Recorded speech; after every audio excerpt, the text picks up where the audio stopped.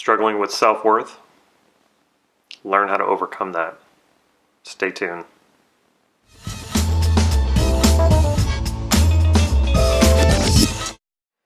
Damon here with NLP Gym. Self-worth is bullshit. Before I get into that, if you haven't already, please click subscribe to this YouTube channel so you can get these videos on a regular basis. Okay, this was a huge revelation to me, and it all started when I had a conversation with a close friend of mine.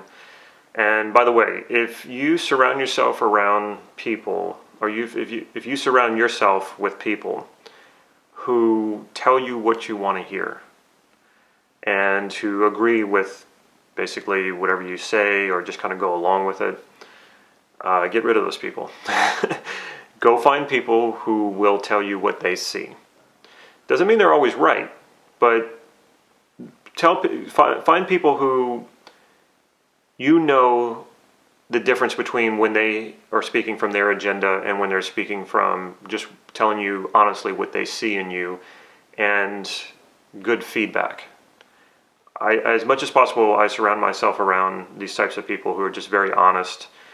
And, it's hard to really separate your own agenda sometimes. So you have to be clear that everybody has their own agenda. Everybody has their own self-interest. There's nothing wrong with that.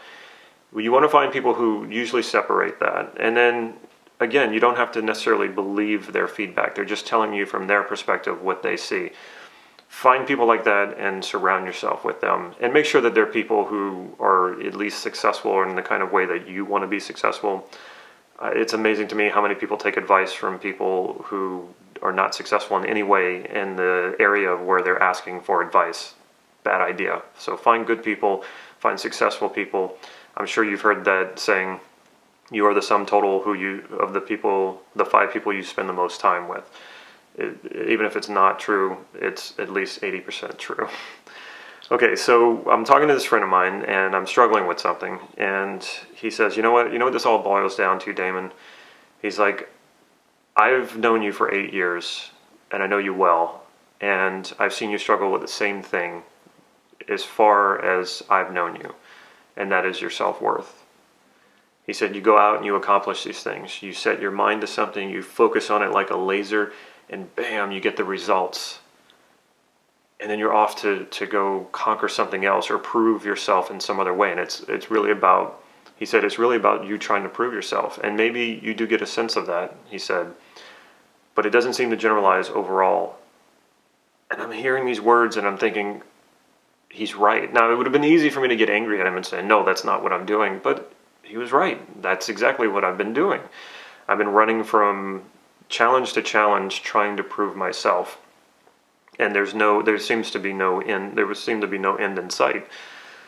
So I checked in with one of my mentors, Steve Andreas, and asked him how I could go about resolving this. And he said, go to my book, 6 Blind Elephants, Volume 2, page 43, read to page 50.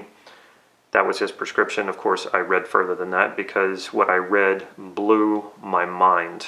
Steve has a lot of work out there, and I've mainly been focusing on the self-concept model with transforming yourself, but he's got so much else out there, and it's incredible work. And basically what it comes down to is whoever put this idea in your head that you weren't worthy or that you weren't deserving. We're born into this world as babies, and as you know, as most of us know, babies they have no doubt about what they want and what they need, and they have no problems declaring their presence vocally or otherwise, and animals are the same way. Like, do you ever see an animal showing any sort of doubt about its deserving to eat or to live on this earth or anything like that? So if babies don't do it and animals don't do it, why are you doing it? And what it comes down to is, at some point in our lives, it's usually our parents or other adults keep sending this message that somehow negates us. And Steve refers to it as a negation of part or all of us, and basically saying you don't belong, you don't deserve this. And that can come out in various other words, but in that sense, it's a negation of who you are or part of who you are. And I can vividly remember this coming through my parents, and not that they meant to do that, but it just came through both non-verbally and verbally. And this creates that struggle, and most of us struggle with this. I like to say there are people who struggle with self-worth and everyone else just lies about it. There are some people who do not struggle with self-worth, as far as I can tell. My friend who was talking to me and giving me this feedback, he is one of those people. He's a rare creature, and that I don't detect any trace of him struggling with self-worth. And he says the same thing. He just doesn't have it. He notices it in other people, and he's kind of confounded by it. Like, why would you not be deserving of all the success that you want to have in your life? And some people are to the point where they don't even feel like they deserve just the normal things in life, like a roof over their head, food, money, a good paying wage, and education. Back to where this comes from, though, it usually comes from adults. It can even come from other kids. I remember feeling that way whenever other kids wouldn't want to play with me, and there's that feeling of not belonging. Oh, I don't deserve this, or I didn't work hard enough for it.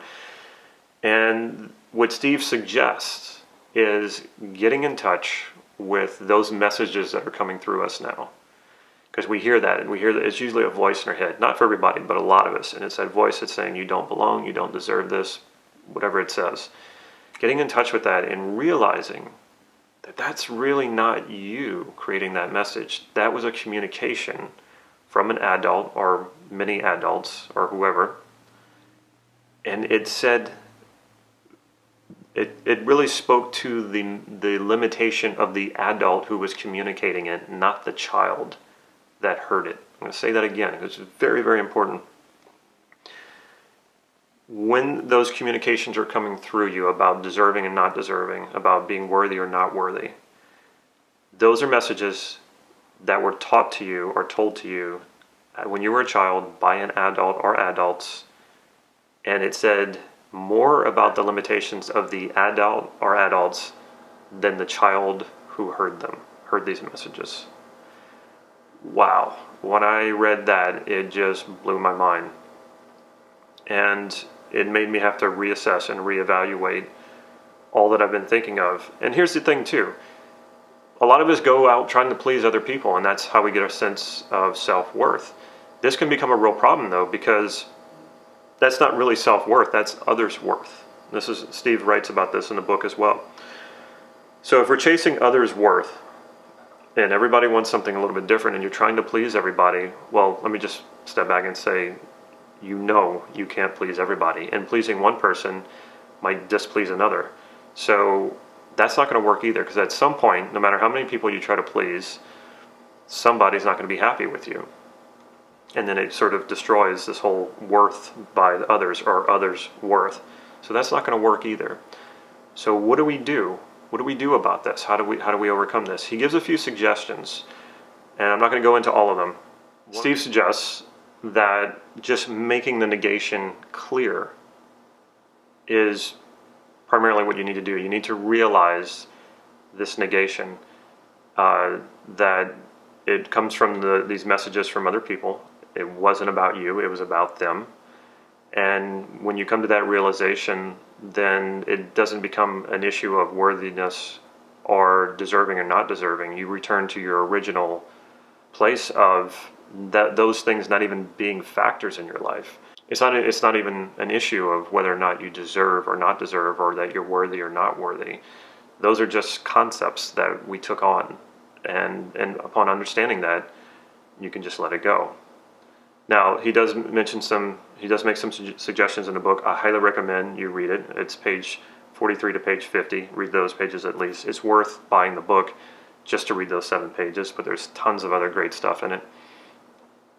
The other thing he does mention is core transformation, and that is coming up September 16th and 17th and 18th here in Santa Cruz. Steve's son, Mark, will be teaching that. It was created by his wife, Connie Ray. If you're struggling with issues of self-worth and just that realization alone of the negation of who you are, and that it really wasn't about you, it was about the person communicating it to you. If you struggle with that and just that realization alone isn't doing it for you, core transformation is a great option. He mentions it in the book. It's a great process to use to overcome these issues. And you're going to use the issue of self-worth, the pain and that suffering, to create ultimate self-worth, which is that it's not even an issue of self-worth. It's not even an issue of deserving or not deserving. So read the book, try out that realization, try out some of the exercises in the book, and I'd love to hear back from you. Feel free to leave a comment here under this video. Check out our website, nlp-gym.com. Follow us on Facebook, and as I mentioned before, if you haven't already, please click subscribe to this YouTube channel. On the Facebook page, you get real-time updates on free practice sessions that we hold and also workshops that are coming up. And if you like this video, please click like right down there below. And I hope to see you real soon at a free practice session or at one of our workshops. Take care.